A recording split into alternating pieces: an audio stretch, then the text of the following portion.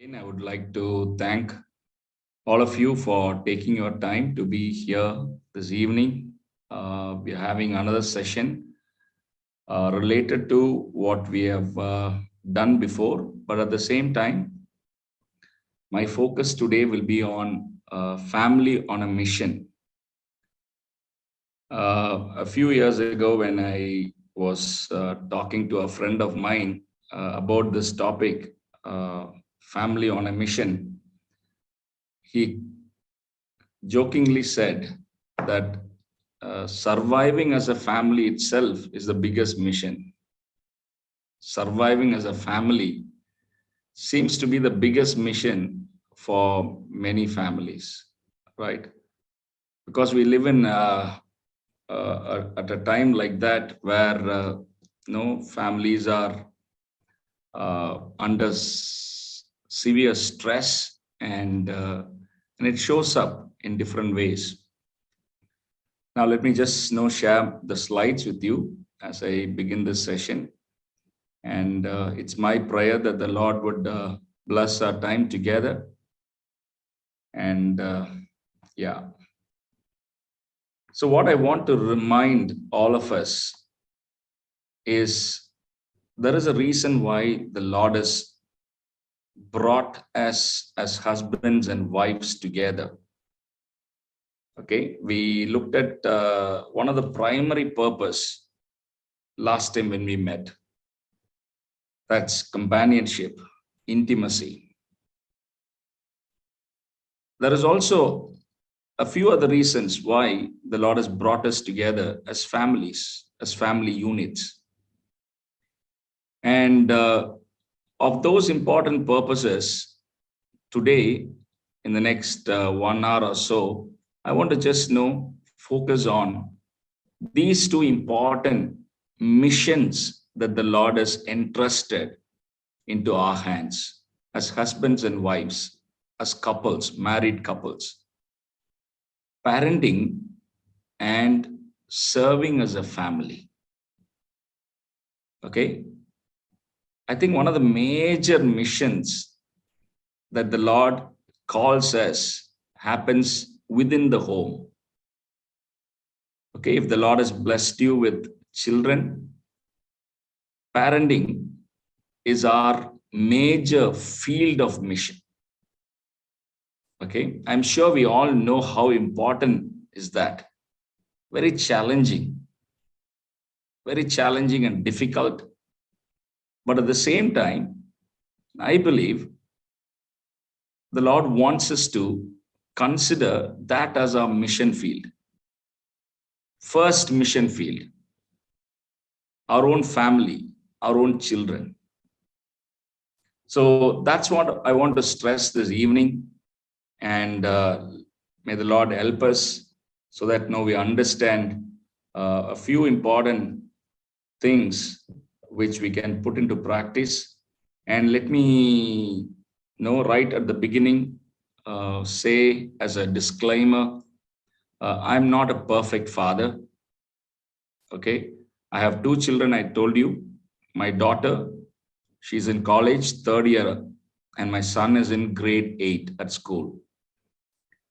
Okay, having parented them, having been with them over the last many years. Okay, if you ask my children, they would come out with many of my shortcomings. So, as I take this session for you, please do not think I am sharing these things as somebody, as an expert, or as somebody who has practiced all that. Perhaps the things that I share with you are the things with which I struggle, are the things that I would like to do in my own family. Okay, so please keep that in mind. Now, we all know this. Our children, okay, whether you have one child or two children, whether you have a boy or a girl, children are God-given gifts to us. Okay, God-given gifts to us. We know this, but let me also remind you, this is God-given gift to us for a season. It is only for a season. And I will explain that as I go further. I will explain that why I use that word season, for a season. Okay, they are with us for a time period. They are going to be ours for a time period. Okay, and how well we live with them, impart our values to them, is going to be very, very important, because it's only for a season. So keep that in your mind. Now, you remember last time when we met as couples for that special meet, I said Gary Chapman has written a book by name 5 Love Languages. Okay, that helps spouses to know, really understand each other. Okay, what is the love language of my spouse? What is my own love language?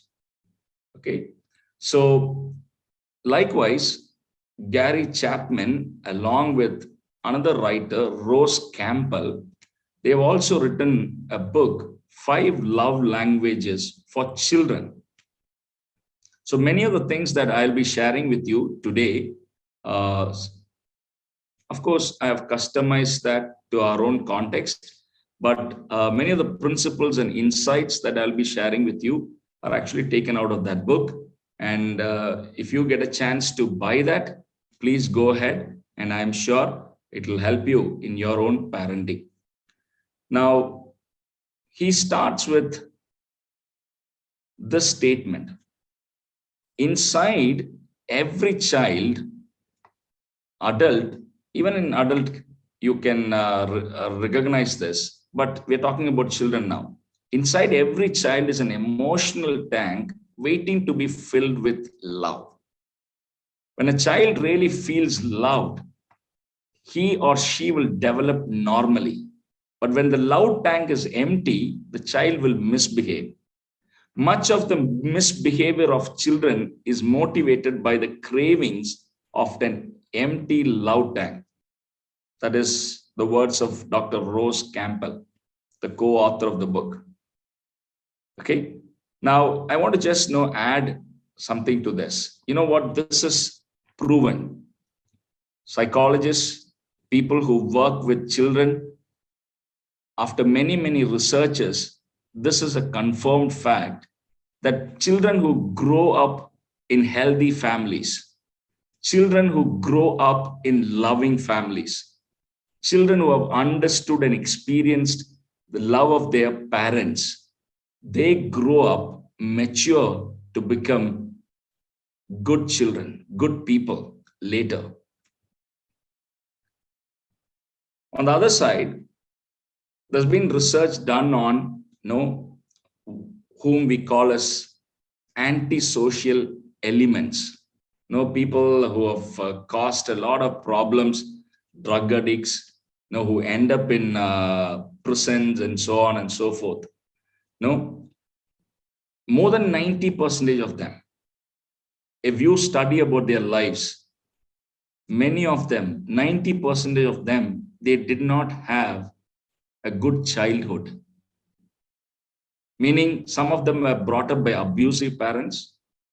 Many of these children did not experience love from their own mothers or fathers. Many of them came from broken families.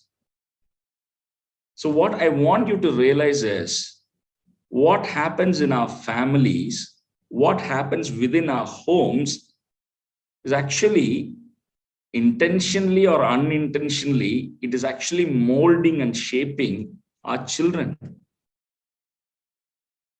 Okay. See, the thing is, we don't actually at times realize this fact. Okay. This is not like a classroom kind of a setup where you sit and you think about it and you teach to them and all that. A lot of things that normally happens in our families, normally happens in our homes, has a huge impact in the growing up stage of our children. And that is going to reflect later in future. That is why parenting is so important. Okay, when I use the word parenting, and I want to now add one more word here, intentional parenting. ഞാൻ നമ്മുടെ നാട്ടിലൊക്കെ പണ്ടൊക്കെ ആൾക്കാർ പറയാറുണ്ട് 10-12 കുഞ്ഞുങ്ങളൊക്കെ വളർന്നു, തന്നെത്താനെ അതുങ്ങൾ അങ്ങ് വളർന്നു എന്നൊക്കെ പറയാറുണ്ട്. Okay, so I am not here to critique our forefathers or previous generations. Okay, അന്നത്തെ സാഹചര്യം, the context might have been like that, but today the context is different. Okay, if we as parents, we think that, okay, I will now bring forth children and the children will somehow grow up on their own, it is wrong. It is wrong. So we are talking about intentional parenting. Okay, so we are talking about something that you give thought to, apart from paying your children's school fees and then providing food for your children, providing shelter for your children. This is something that is normal. Okay, we're talking about intentional. And many of you are young couples. Maybe you have children who are toddlers, or children in second grade or third grade, or say maybe 10th grade. And I tell you, we still have something to do for our children. So that's where I believe that this session is going to help you. Now, as Dr. Rose Campbell says, when your child's emotional tank is empty, okay, your child doesn't come and tell you, "Mommy, I'm not feeling loud." Your child may not come and tell you openly, "Mommy, daddy, my emotional tank is empty." No, they say it in different ways. Okay, you can actually sense that your child may be crying more than what is normally expected. Okay, tantrums, hurting others, snatching, and then even becoming rebellious, knocking down things. Even now, maybe there are many complaints from the school. The teachers are often complaining that the behavior towards others is hurtful, troubling, and all that. Those are all actually signs. Those are all actually indicators that your child might be going through what is called as an emptiness within himself or herself. Now, I'm sure all of you, okay, all of you, fathers and mothers, we know that we love our children, right? We love our children. I love my children. Okay, now the question is this, but do they realize that? Yes, you love your child, you love your daughter, you love your son, maybe perhaps more than anything else in life. But do your children realize that I'm being loved by my father? I am being loved by my mother?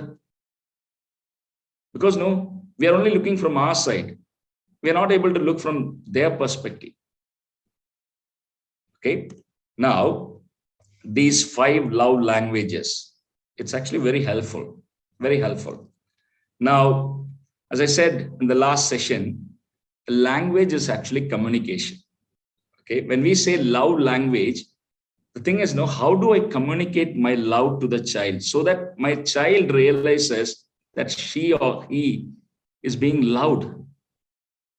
Okay. Now, again, we're going to talk about the same 5 love languages. Okay, you tell me you love me with words. Maybe this is what our children are saying to us. Okay, and when I say saying to us, they may not be verbally articulating this, but this is what they may want from us. You tell me you love me with words. Okay, you want to hold my hand and hug me. Okay, that means you love me. You want to spend time with me. You want to play with me. That means I know that you love me. You do thoughtful things for me. Okay, that assures me you love me. You like to give me tokens or gifts and presents. No, that also shows me that I am being loved by you. It's like, no, all our children are different. Okay. All our children are different. Even if you have 3 children in your home, each child is different. Okay. They're all different. They are uniquely created by God. That means, no, what is one child's expectation, one child's love language may not be the same like the other person. Okay. Now, going forward, let me just quickly explain these 5 languages and how it applies to our children, especially in parenting. Brothers and sisters, believe me, the words that we speak to our children in our homes have a greater impact than anything else. Now, a few years ago, I had a young man, must be in his early 20s. He was sent to me to have a talk with me. And, over the period of the conversation, there were many times, no, he kept repeating, I am good for nothing. He kept repeating, I am good for nothing. As if, no, like a tape recorder, he was saying, no, I'm good for nothing. I'm not good for studies. And I don't think, no, I will achieve anything and all that. Okay. So it actually, no, made me prompt a few more questions to find out, no, what is really happening in this brother's life. At one point he started crying. And then he explained to me that he is the eldest in his family. Out of the 6 children, eldest one in the family. And his parents used to compare him with other kids in the family. And one of the phrases that they often used against him, whether it was in studies or in sports or anything else, is like, you are good for nothing. See, you're not like your brother. You're not like your sister. Okay. And this poor fellow, when he went to school, he wasn't good at studies. So the teachers also, they started saying the same thing. You are not good in studies. You're good for nothing, fellow. Now you see how this is being reinforced in his mind. In his home, they said he is good for nothing. In his school, they said, no, he is good for nothing. And then over a period of time, he started believing that he is good for nothing. Now, sometimes, no, we take it lightly. Now, at times, no, when we use words in our homes against our children, we sometimes, no, we think, no, we are actually, no, making a joke. We are actually for a lighter moment. No, we say certain things. But in children's mind, no, these are all actually things that are taken deeply into their heart, and they start believing that. The Bible is so clear about words. In the book of Proverbs and even in the New Testament, James chapter 3, it all talks about the power of words to make or break a person's life. Now talking on the same thing here. Now, words of affection. Every child needs words of affection. No? What do we mean by words of affection? Like, you need to express that. No, sometimes, no, we carry it in our hearts, we keep it in our minds, but do we express that? Do we show our affection to our child? Do we tell them, I love you, my child? Or do we tell them, no, I love playing with you, I love talking with you? No, do we express that? Words of affection. Okay, sometimes, I've come across people, who tell their children, I love you, only when they do something right. Only when they score good marks, or only when they win some competition. Only then, if you say, no, I love you, indirectly, what you're telling your child? I love you when you perform well. You're actually creating, something in the child's mind that my parents love me when I actually do something good. And only when I make them proud, they love me. Other times I'm not being loved. Words of affection plays a very important role. Okay. Now, see, often I'm including myself. Now, most parents are like this. You know what? We are quick. We are very, very quick to what? Fix our eyes on our children's mediocrity, our children's limitations and failures. Right? Very quick, isn't it? Now, the problem is it children's problem or the parents' problem? No, we quickly pick up when they fail. We quickly point out when they fail. We quickly fix our eyes on things when it doesn't go well. Now, whose problem is this? Is it our problem or our children's problem? Think about it. Our children also need words of comfort. Words of comfort. Okay. Children also under pressure. You agree? How many of you agree? I don't know. Our children are also under severe stress. We never know what they're going through in school. No, I tell you, there have been cases where parents were totally unaware that the children were actually being bullied in school. And the children didn't know what was happening. They were under terrible stress. They didn't even know how to express this. I remember my child, my daughter, telling me much later, Daddy, the reason why I hated going to that school, she was talking about her younger days, was that there were two people who were bullying her so much. So I asked her, no, why didn't you tell me during that time? But poor girl, she didn't know how to express that. She didn't even know that they were bullying her. Now, they need words of comfort from us. As parents, they expect when they're feeling, it's the responsibility of the parents to take note of that when they are feeling fearful.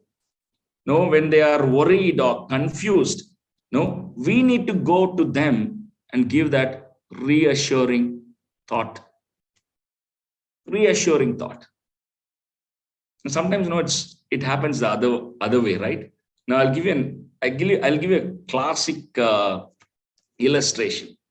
Okay. Now imagine there's a running race in school. There's a competition. Okay. And then the parents they're also invited. So they are the spectators and their kids are standing on the track and they are all running. Imagine, just an illustration. Imagine your child, is also participating in the competition. And then as the running started, halfway during the course, the child stumbles and falls onto the ground. And then sometimes, as parents, instead of consoling and comforting the child who is fallen onto the ground, you keep shouting at the child, saying, can't you see and run well? Right? And sometimes I've seen, even parents beating their children for their failures. Now, what do the children do? Think about it. Words of comfort is something, our children expect from us. Words of praise. Words of praise. Okay, there's this beautiful statement I read.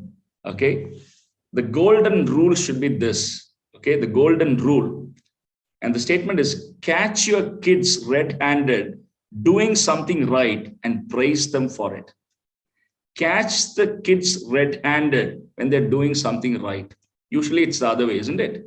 When they do something wrong, we are there immediately to catch them and then scold them and all that. But have we done the other thing? When they're doing something right, have you really given them the due? Have you really openly praised them? Okay. Have you actually looked for opportunities to praise them when they do right things? No, maybe for even fair play. Your child did not win the competition. Your child did not score high marks in school. When all other kids copied and got good marks, your child did not score high marks. Okay, are you blaming the child for not scoring high marks, or are you going to appreciate? Okay, all others copied, but no, you were fair. You didn't do that, so I praise you for that. That can actually have a huge impact in that child's life. Praising a child's character, okay, that's important. Okay, not just performance. I hope you understand the difference.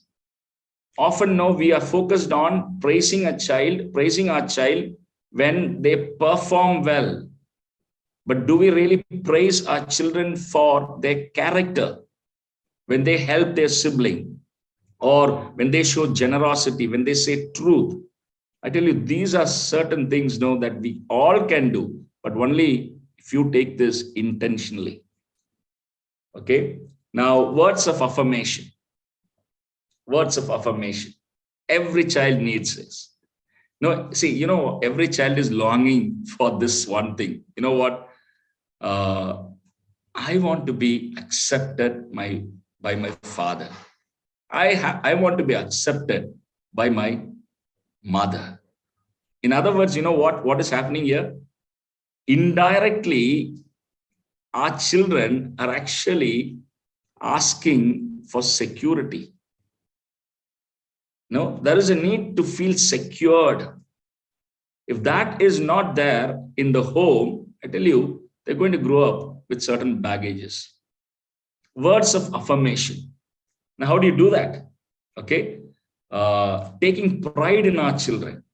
So I tell you, sometimes no. It's like, I don't know how to say this. We don't do this intentionally to put down our children. Maybe sometimes out of ignorance.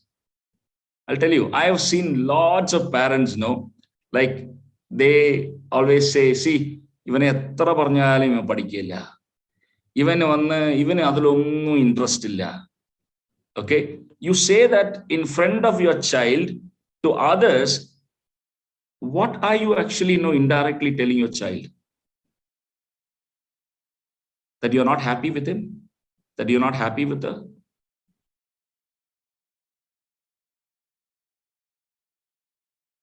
Is your child actually feeling that secured aspect in his home?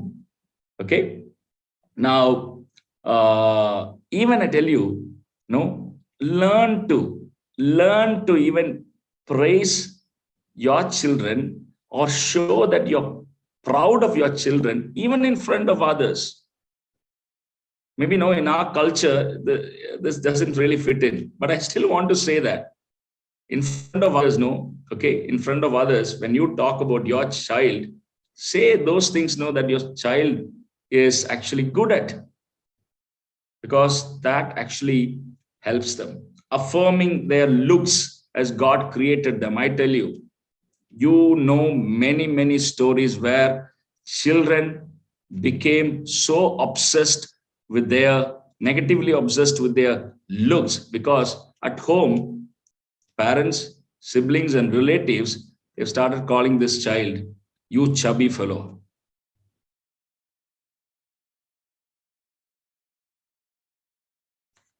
You know the story of Michael Jackson, the pop star? Okay. If you look at his life, you realize, much of his identity crisis. Okay, later about his plastic surgery, how he spend millions of dollars to change his appearance and all that. If you read through his story, it's really sad. It all started in his own home. They called him a boy with big nose. It hurt him so much. So brothers and sisters, take time to think about the words that we use in our families, in our homes. to our children. Okay, I remember there was this a girl who participated in a competition, reality show. She became a pop idol, and she won the competition finals. And during the interview, okay, uh, her mother, this girl's mother, was interviewed, and then during the interview, uh, so the interviewer, the guy who interviewed, said to the mother something like this: "You must be so proud of him tonight, proud of her tonight. You must be so proud of her tonight." Uh, you know what the mother said? "Oh, I was proud of her a long time before tonight." Meaning, I was always proud of her, not just because no, she won this competition. And what kind of affirmation that would really bring to that child? Brothers and sisters, moving on. The second love language, this is one-to-one time. And as I speak, I feel guilty. To be honest with you, I feel so guilty that many a time I have missed this. There is one thing my children would complain, it would be this. Okay. Now, therefore, no, when I speak about this, I do feel how important this is. Okay. I do feel like there is a sense of failure on my part. Now, no amount of material abundance can actually replace a parent's time. No amount of material abundance. You know what? There is a kind of a false notion that we all carry. Okay. If I ask you, brother, sister, why are you working so hard? And I'm sure you will say that I want to give my child a good future, isn't it? I want to give my children a good future. So I am working hard. That might be true. That might be really true. You're working hard, putting extra hours of work. Okay, you're not even taking care of your body, and down the line, you want to give your children a good future. But you know what? Our children, if you ask them, do you want future or present? Your children are going to select present. Meaning, okay, future is somewhere there. I want you to be available to me now. That's something, a big challenge, big challenge, right? Now, some of us know we are at home, right? Especially if you're not a working person, like a homemaker, a mother at home. Maybe no, you think I am always there for my children. I am at home. So children are also having my presence with them. But then you know what? Would your children say that because my mom is always at home, I'm getting enough of her time? That may not be the case. You know why? One-to-one time, giving focused attention is a big challenge. Now I'll explain this to you. You know what? In my home, when my son was like younger, like meaning like when he was in 5th standard or 6th standard, I remember that he would want to really watch a cricket match or a football match, but he would say, no, you come and sit with me. You come and sit with me. We'll watch together. Okay. Then sometimes, no, I'll go and sit, and then he would be watching the football match on TV, and then I'll pick up my mobile, and then I'll be scrolling something. And immediately when he turns to me, he will say, no, please don't look at the mobile. Watch the football match with me. So the thing is, it's not just being there, right? It's very difficult, isn't it?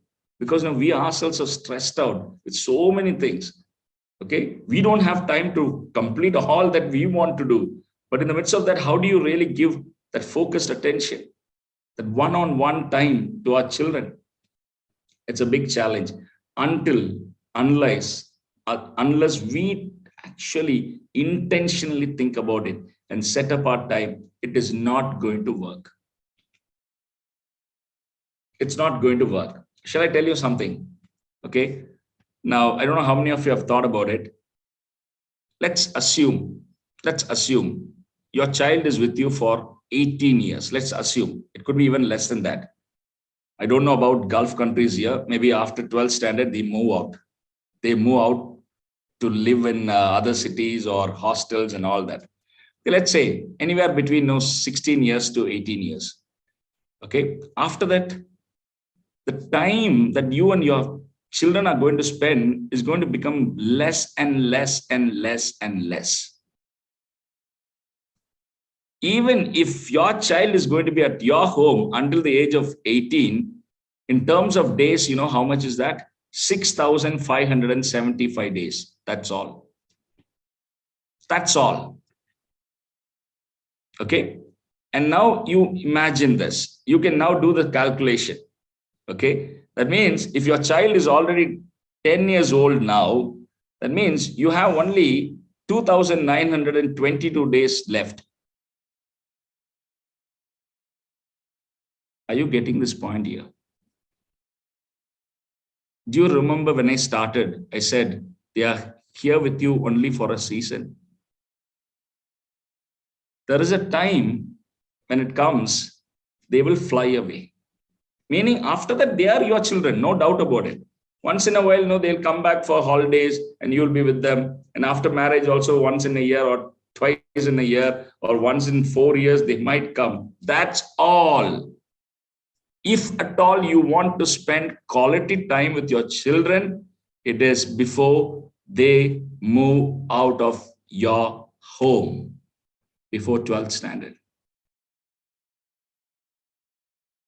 That's the truth. That's the truth. Now, when I talk about this one-to-one time, some of us know, like, the problem that we have is, like, we don't know what kind of conversations to have with our children, finding opportunities. Okay, what is really a commonality between us and our children? Now, sometimes that itself is a big challenge, right? No, you are thinking about your IT and your other stuff, and then your child is thinking about Roblox, or your child is thinking about the football match that's coming up, or the ICC cricket that's going on. Now, sometimes there's a gap between what goes on in your mind or your world and your children's world. This is where I believe, unless we come down to their world, we may not find good conversations. We may not find good opportunities to spend one-on-one time. Now, you know what? Many children have told me that my father always preaches to me. Now, whenever I sit with him, all that he has to ask me is, did you read the Bible? Did you pray today? See, I tell you, we need to ask about these things. Okay, did you read the Bible? Did you pray today? Okay, all that is important. I'm not denying or undermining that. But if you always start preaching to them, every time when a child comes to you, you're always talking to them from the Bible, always trying to say something or the other. You need to be like this, you need to be like that. I tell you, your child will run away from you. Because we don't know how to have a normal conversation. We don't know how to go down to their level. So I tell you, at times, it has been a difficult thing. Knowing their world. As I told you, that example, my own son, at times, I ask him, okay, football, when he wants me to sit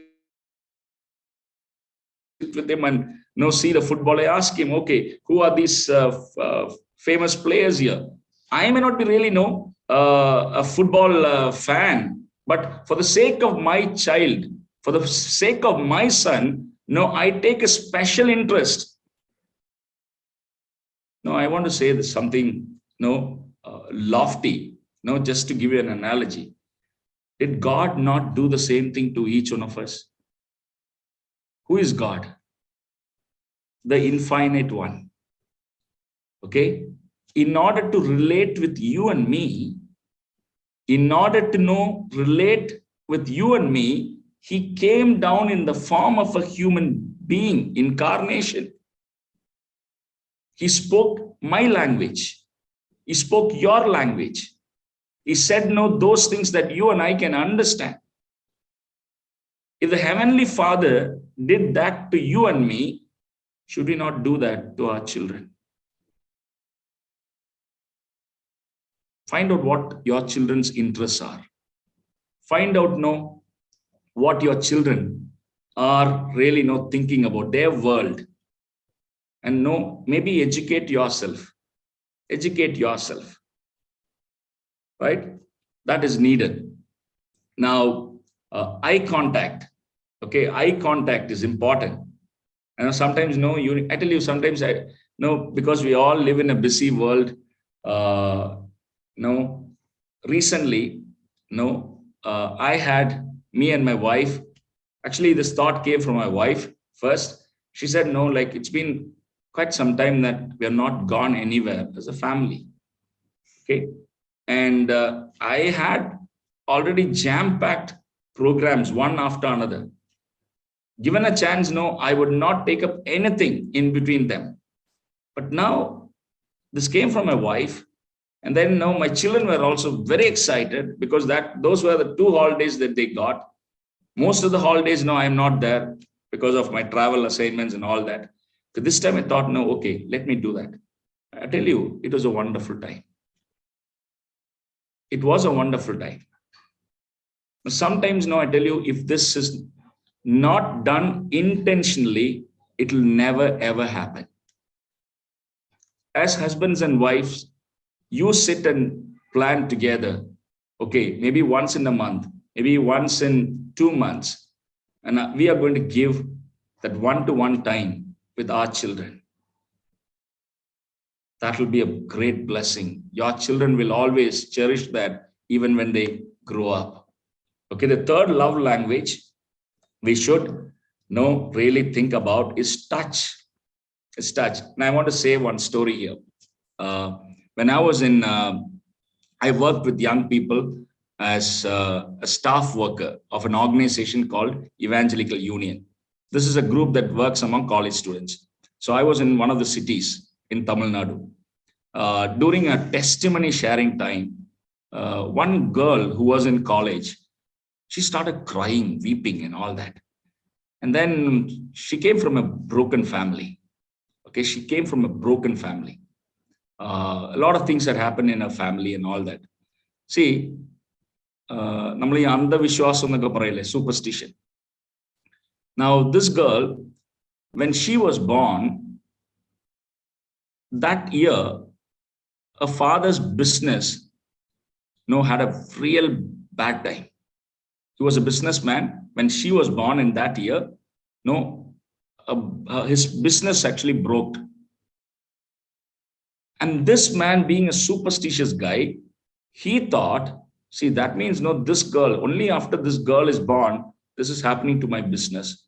So he began to see that girl as like an ill omen, somebody who shouldn't have born in that family. He began to show that aversion when she grew up in that family, to the point he would not even touch this child. Okay, now this girl was crying. She came to know the Lord during her college days, and she was crying. And one of the things that she shared was, I have never experienced my father's touch in my life. He's never hugged me. He has never kissed me. And we could actually sense that longing. You know what she said? After becoming a Christian, I'm able to understand the love of Heavenly Father. brothers and sisters, please do not underestimate the power of touch. Our children needs our touch. Making them sit closer to us, once in a while hugging them, and appropriately kissing them, cuddling. Okay. Yes, I do understand. Discern appropriate times and moments. We should all learn. I'm sure as parents, we know like when it should be done and when no, you should be careful. Not know in a way that you embarrass them. Okay. Now, there are times, seasons, and times in life where your children are okay with certain things. Okay, the parents coming and publicly showing they're allowed to them through touch. At times, they don't want it. So we need to be aware of that. Okay. Another thing that is going to happen. This is, let me say this. It's again researched, and there are documents available where girl children who grew up under the custody of a loving father and under someone who pampered them with that loving touch, they grew up as women, and that was a blessing in their marriage. I don't have time to explain this further. Okay. And another fact is this.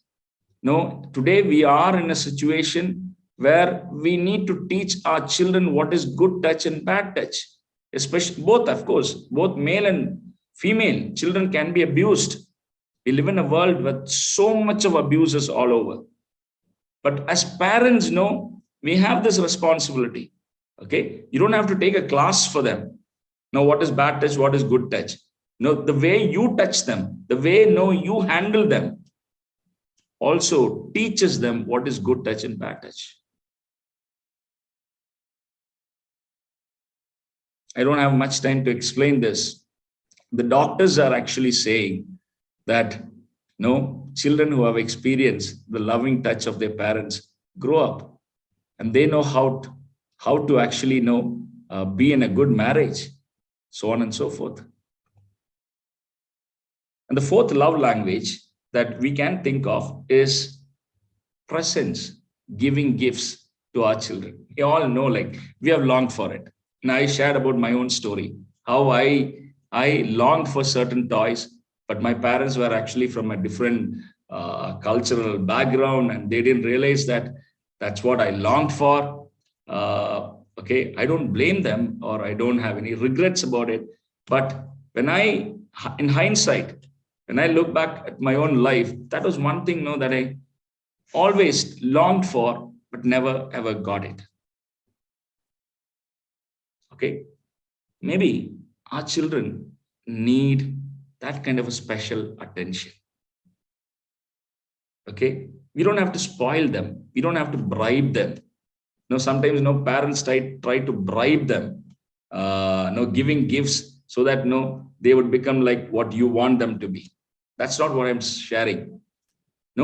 Gifts are also a way by which you tell your children, I do care for you. Now I travel a lot. Okay, and you know what? There are times when towards the end of my journey, towards the last leg of my journey, just before I return home, my mind will automatically start thinking of, okay, what can I actually take home for my children? See, I'm not talking about anything costly. It could be something. I still remember, I think it was a couple of years ago, when I asked my daughter, so what is that you want me to bring home?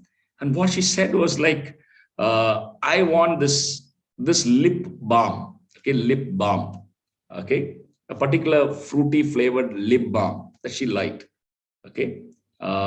Now, as a father, when I wanted to buy something, I couldn't find actually. But then I somehow wanted to get that for her.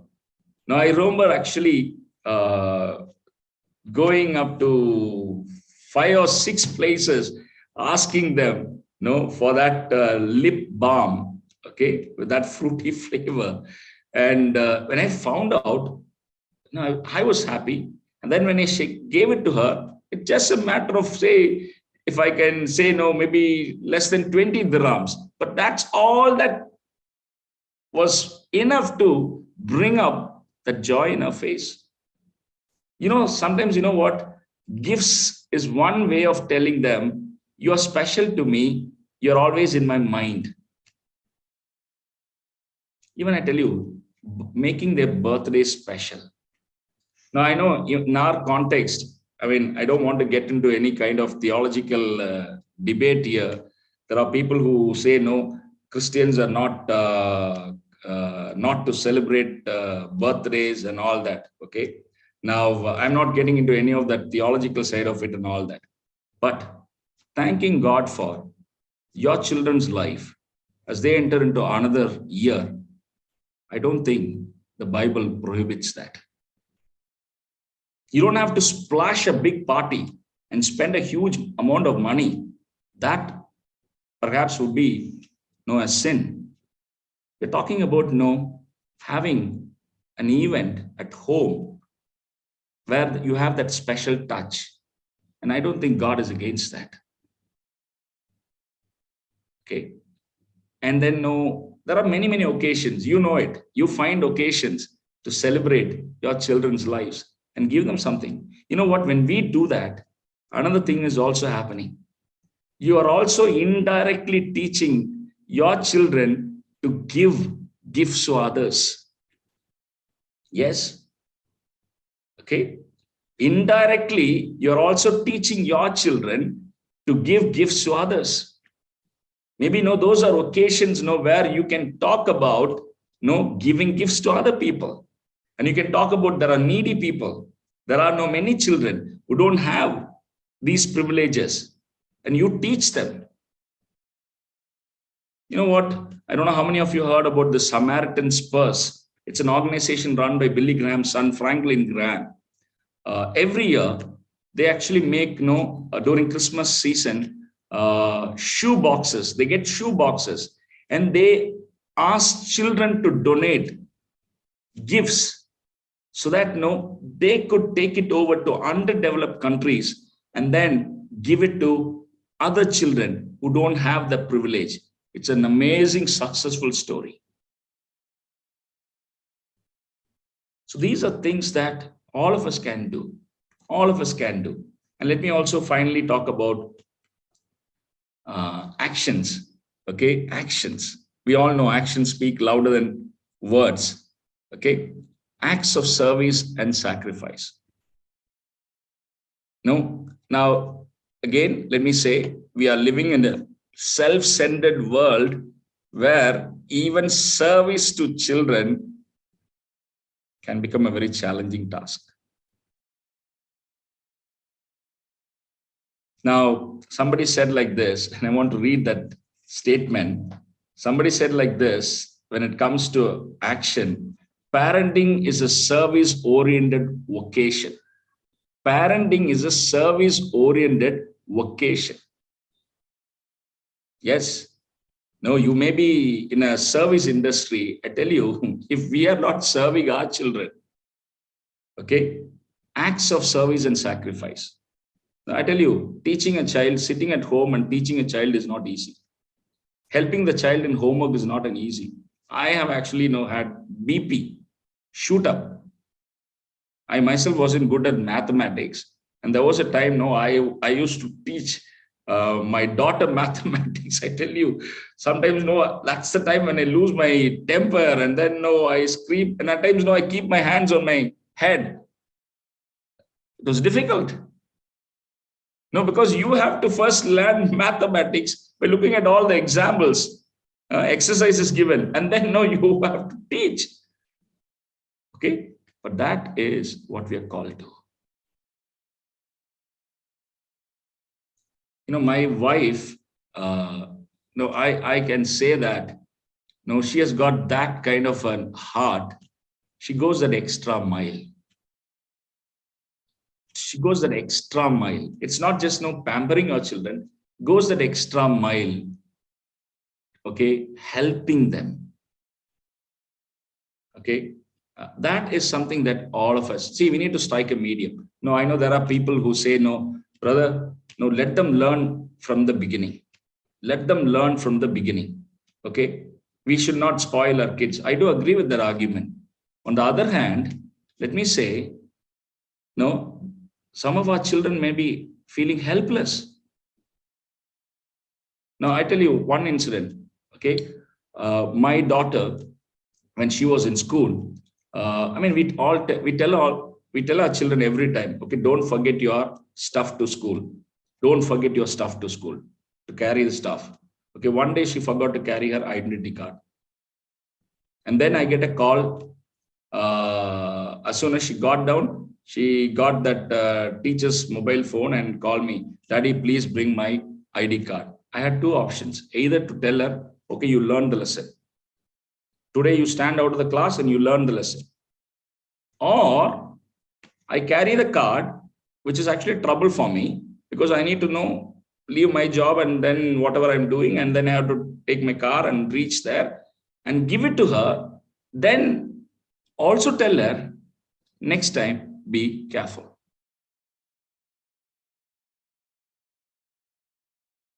Now, you know what? Actions during, when we love our children and when we serve and even sacrifice for them, it is also imbibing in them the same values. What you do in terms of service and sacrifice, it is also imbibing in them. Although they are small, they're also learning. This is what my parents have done for me. Okay, maybe when they grow up, they will also do to their children or even other people, because we are actually setting role models for them. So brothers and sisters, I just want to quickly say that there will be one or two of the love languages which will fill your child's emotional tank. You study your children, intentionally study your children and see what she is longing for, what he is longing for. Find your child's primary love language. Okay, out of the 5 things, what is that your child is deeply longing for? And try to use all the 5 love languages.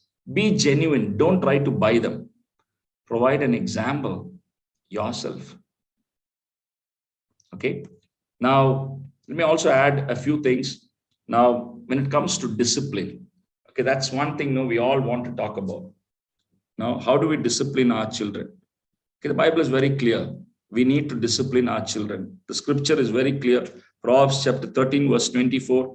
Whoever spares the rod hates his son, but he who loves him is diligent to discipline him. Train up a child in the way he should go. Even when he is old, he will not depart from it. All these verses and much more, it talks about the importance of disciplining. You know what? Many parents take off their hands. You know what they say? It is the role of the teachers in the school. It is the role of the Sunday school teachers. It is the role of the church to teach my children how to behave.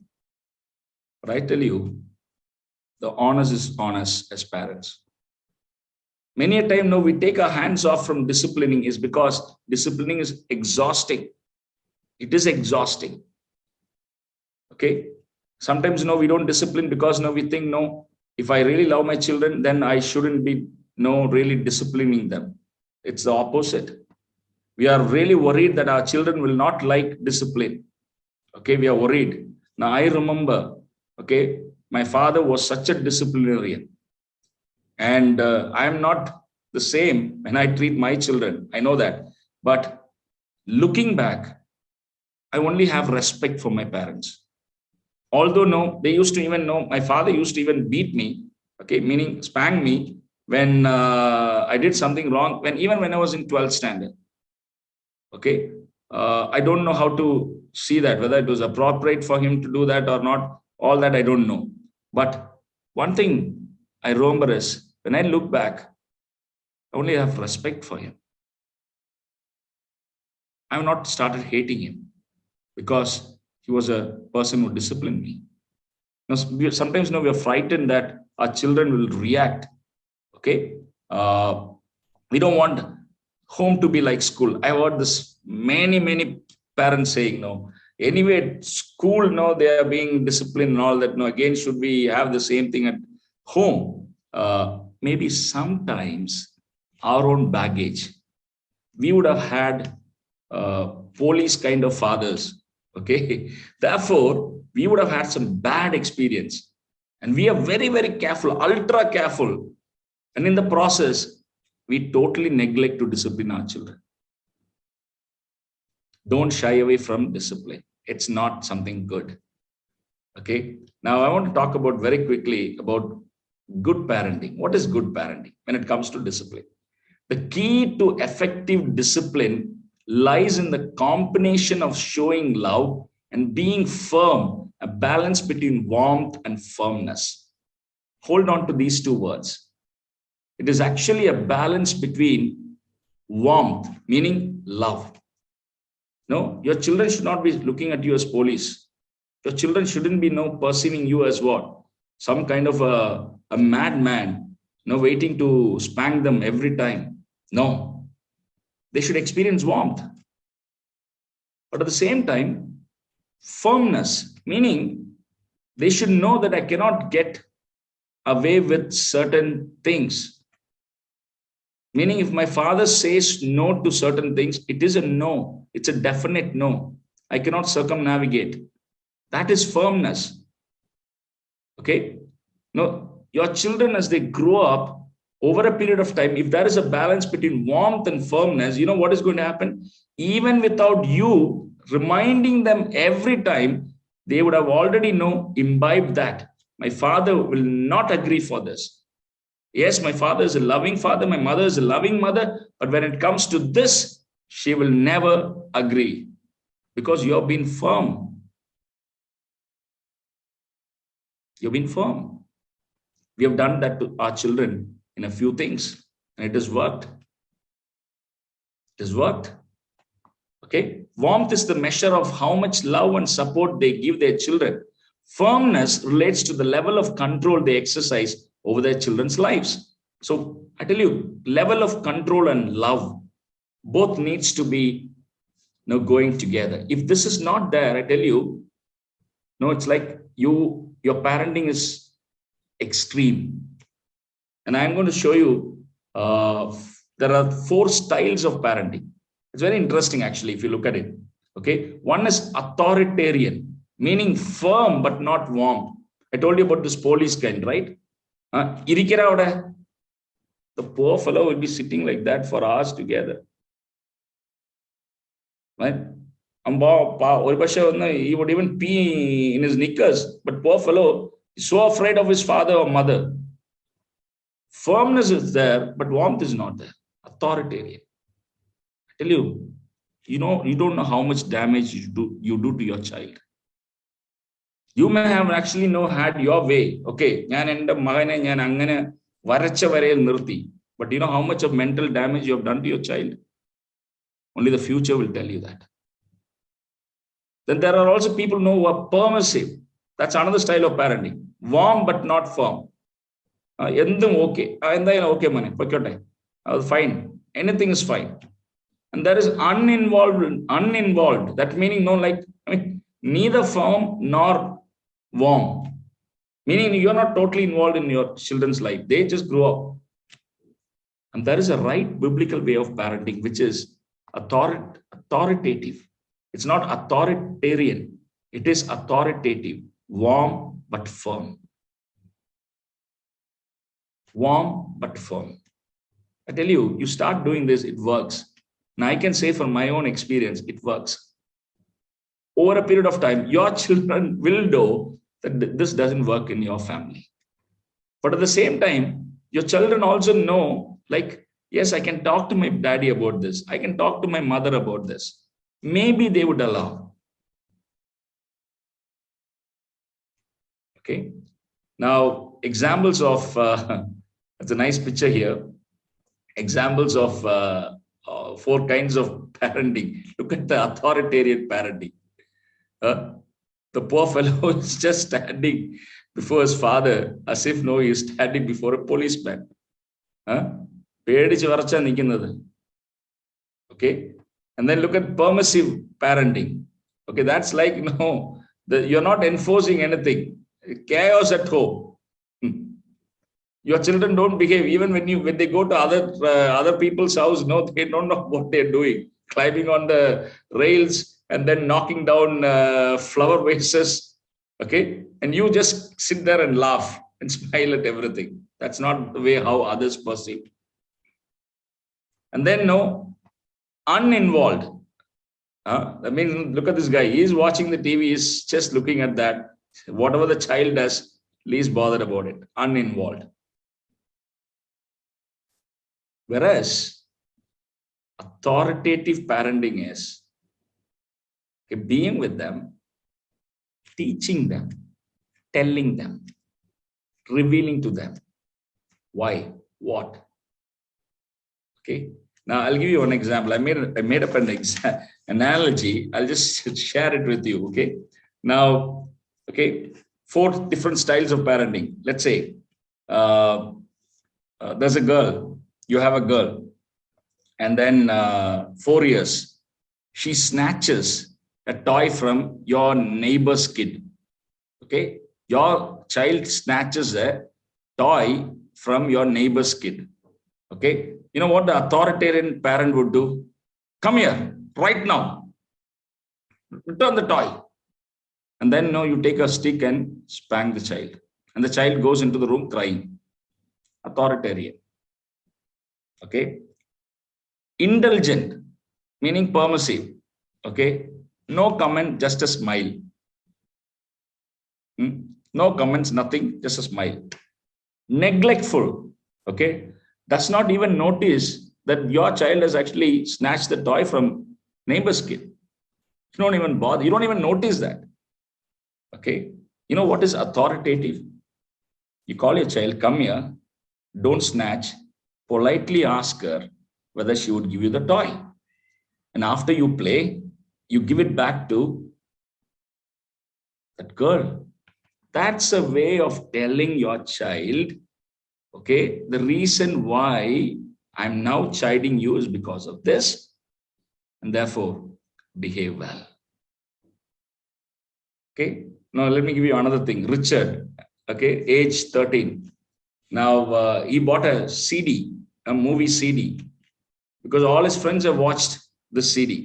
And then now when you saw the CD, and then you look at the rating, it says no, over 18 years. Okay, you know, the CD is not suitable for your child who is just 30. Now, if you're an authoritative parent, you know what happens? You actually make a blanket rule. No more CDs. No more CDs in this house. And then perhaps you will go extra mile and then taking away all CDs and throwing or even smashing the CD player. Authoritative parenting. Authoritarian parenting. Indulgent. Okay. After much pleading, your child says, no, please, Dada, this one time, please. And then after much pleading, you give it. Okay. That is like permissive.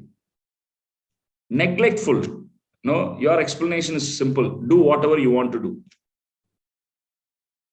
If you are an authoritative parent, okay, the 4th category, then you would say firm no.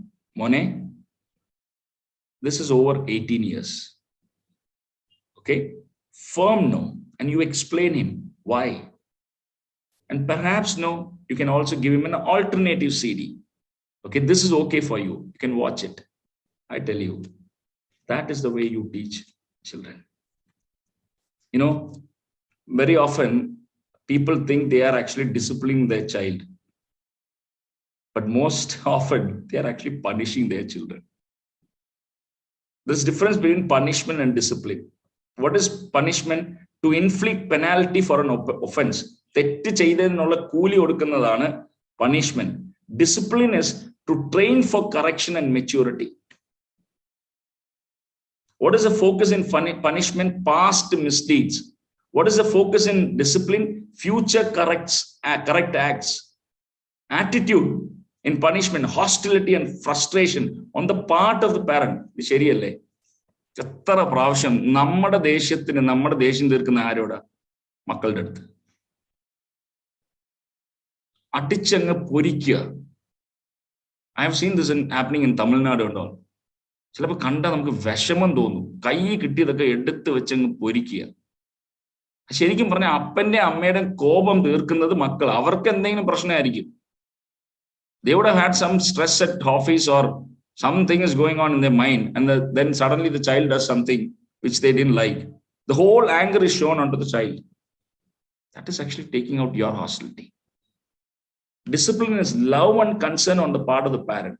Yes, you may spank your child, but you'll also tell the child why. You'll also hug your child after that. Right? Punishment results in fear. കുഞ്ഞിന്റെ മനസ്സില് punishment results in fear and guilt, whereas discipline, it gives you security. The best thing that you all can do, we all can do as parents in parenting, the best thing that we can do is to every day bring our children unto the throne of grace. I'll tell you my own story. There was a time in my life I was in bad company, okay, when I was in higher secondary school, and I used to steal some money from my home, okay, and there were also friends who were involved in smoking and all that, and I was also in the process of trying out all that. Okay, my parents came to know this. Okay, once my mother found a 10 rupee note that I stole from my house and kept it in the book. And another time, my father heard it from another person that I was actually seen with a few friends who were smoking. Okay, you know what? My father did come and tell me that they knew what was happening. But the next thing I know is like father fasted for 7 days. My father fasted for 7 days, and she told my mother, only God can change him. I know he will. And my mother was the one who told me, your father is fasting for you. Brothers and sisters, when I look back, I really thank God for my parents. Yes, there were people with limitations. They had their own baggage. And there were also people, who are not that educated. And I don't think, they learned about parenting and all that. Okay. But one thing that I can always say and remember with gratitude is they were praying parents. I remember my father used to every night run through his fingers from the top of my head to the foot, praying for me. You see this woman on the screen, Susanna Wesley, mother of 19 children, 15 of them survived. You know what is said about her? Every day before she went to bed, she would keep her hand upon each child and pray, Lord, protect my child, take care of my child, and use them for your glory. I tell you, brothers and sisters, our prayers will never go in vain. I found this beautiful prayer here, and I want to read it. Dear God, today I bring my child to you. Please show me how to parent this precious gift that you have given me. Help me to be the best mother that I can be. I pray that your Holy Spirit will teach me, your wisdom will guide me, and your love will move me. Most of all, Lord, I give this child to you. Please make her a servant after your own heart. What a beautiful prayer. Brothers and sisters, my time is up. Okay, so I want to finish here. I also wanted to touch upon other aspect, but that's okay.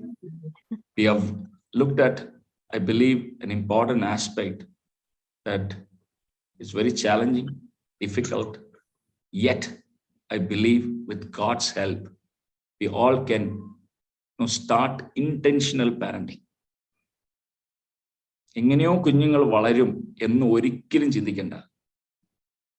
വേറൊരു കാര്യം കൂടെ പറയട്ടെ, നമ്മുടെ responsibility നമ്മൾ ചെയ്യുക. That's all. Because for a season they are with us. When they go out, when they move out of our families, we don't know. We don't know. Sometimes, another sad thing that I have found, okay, let me just mention it. Sometimes, you know what? Because of the children's failures, sometimes, the parents are, sometimes blamed and ridiculed, removed from ministry, so on and so forth. I have seen that also happen. Okay? But I want to say, after a child is standing on his or her own, meaning child has become a grown-up, a man or woman, then some problems happens in that person's life. I tell you, please do not put the blame on the parents.